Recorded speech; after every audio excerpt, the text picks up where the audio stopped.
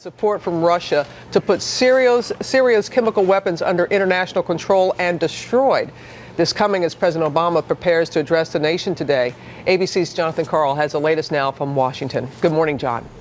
Good morning, Robin. With the president seemingly on the verge of defeat in Congress over his Syria resolution, the president's allies are hoping they just got a lifeline in the form of that offer from Russia to get Syria to turn over its chemical weapons.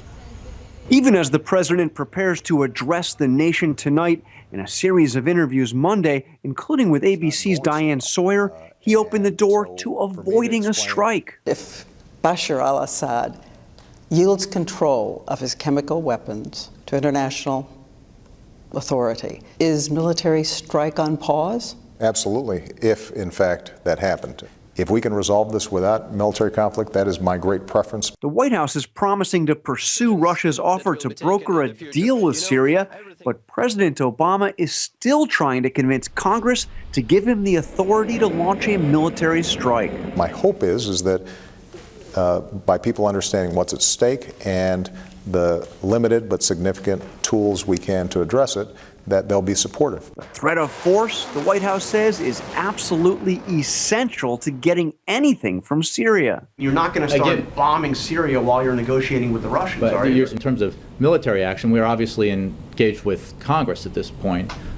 So while we have these discussions with the Russians and others, we will continue in the effort with Congress.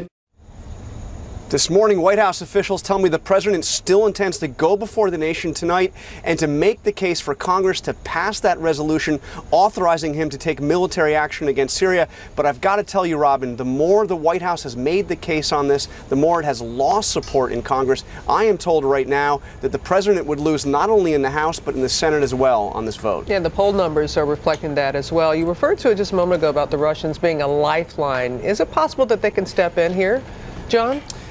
It's possible, but I got to tell you, there is a lot of skepticism here. In another interview, the president said that he was taking the Russian offer with a grain of salt. So yes, a possibility, but not an overabundance of hope in this proposal right now. Yeah. All right, John. Thanks so much.